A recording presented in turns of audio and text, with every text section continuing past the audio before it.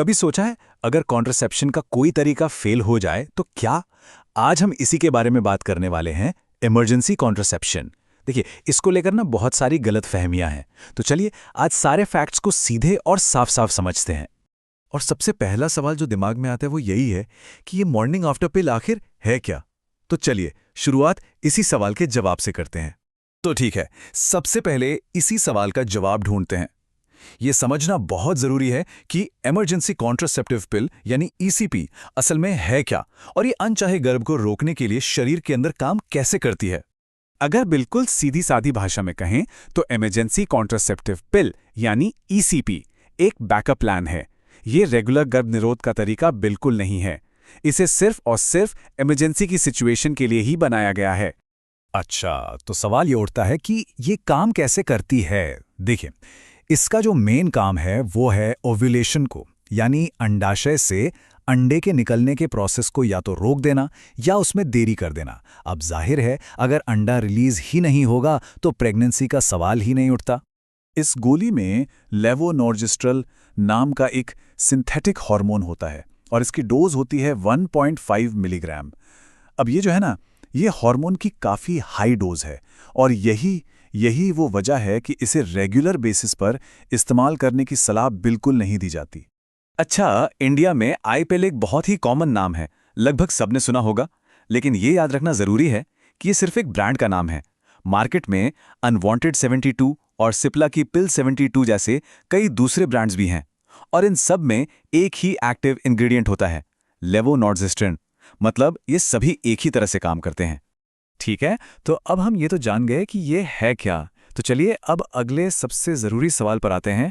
इसका इस्तेमाल आखिर कब करना चाहिए? वो कौन सी खास इमरजेंसी सिचुएशंस हैं जब इस गोली का इस्तेमाल करना सही होता है? तो देखिए, इसे सिर्फ और सिर्फ इमरजेंसी में ही इस्तेमाल करना है। जैसे कि अगर अनप्रोटेक्टेड सेक्स हुआ हो, कॉन्डोम फट गया हो, या कोई अपनी रेगुलर बर्थ कंट्रोल पिल्स 2 या उससे ज़्यादा लेना भूल गया हो, या फिर सेफ डेज कैलकुलेट करने में कोई गलती हो गई हो। अब ये बात बहुत ध्यान से सुनिए। यहाँ पर टाइमिंग का बहुत बड़ा रोल है।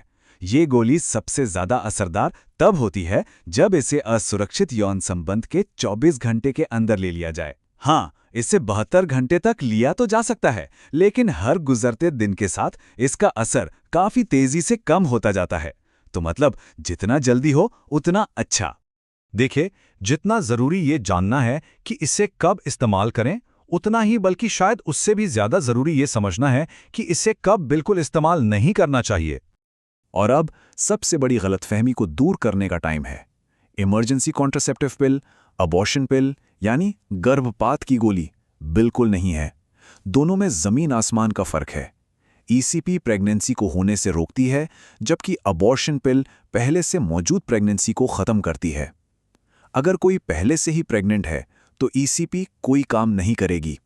एक और बहुत ही ज़रूरी बात, ये गोली सिर्फ और सिर्फ प्रेगनेंसी से बचाती है।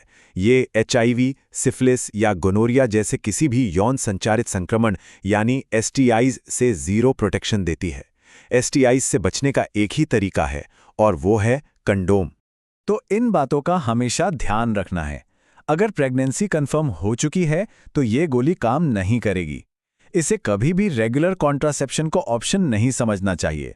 और हाँ, अगर लेवोनॉर्जेस्ट्रल से एलर्जी है या लिवर की कोई सीरियस प्रॉब्लम है तो इसे लेने से पहले डॉक्टर से बात करना बहुत ज़रूरी है।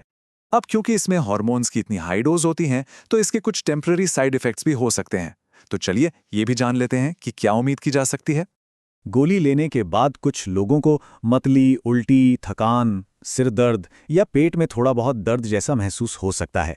ये लक्षण आमतौर पर हल्के होते हैं और 1 या 2 दिन में अपने आप चले भी जाते हैं। लेकिन एक बात का खास ध्यान रखना है, ये बहुत ज़रूरी है। अगर गोली लेने के 2 से 3 घंटे के अंदर उल्टी हो जाती है तो हो सकता है कि दवा शरीर में ठीक से एब्जॉर्ब ही ना हुई हो। ऐसी सिचुएशन में फौरन डॉक्टर से बात करनी चाहिए। वही बताएंगे कि क्या दूसरी डोज लेने की ज़रूरत है। इसका असर अगले पीरियड साइकिल पे भी पड़ सकता है। हो सकता है कि अगला पीरियड कुछ दिन पहले आ जाए या थोड़ा लेट हो जाए। ब्लीडिंग भी नॉर्मल से कम या ज़्यादा हो सकती है। ये काफ़ी नॉर्मल है। तो इतनी सारी जानकारी के बाद वो कौन सी सबसे ज़रूरी बातें हैं जो हमेशा याद रखनी चाहिए? चलिए एक फाइनल चेकलिस्ट बना लेते हैं। 3 सबसे ज़रूरी बातें जिन्हें गांठ बांध लेना है। नंबर 1, ये सिर्फ इमरजेंसी के लिए है, रोज़ के इस्तेमाल का प्लान नहीं है। नंबर 2, टाइम सबसे कीमती है, इसे 72 घंटे के अंदर जितनी जल्दी हो सके लेना है। और नंबर 3, इससे STI से कोई सुरक्षा नहीं मिलती, ये सिर्फ प्रेगनेंसी से बचाती है, इन्फेक्शन से नहीं। तो इन सारे फैक्ट्स को जानने के बाद अपने पर्सनल हेल्थ के लिए सबसे बड़ी सीख क्या है? सबसे बड़ी और सबसे ज़रूरी सीख यही है कि सही जानकारी ही असली ताकत है। जब हमारे पास सही और पूरी जानकारी होती है, तभी हम अपनी सेहत को लेकर बेहतर और सही फैसले ले पाते हैं।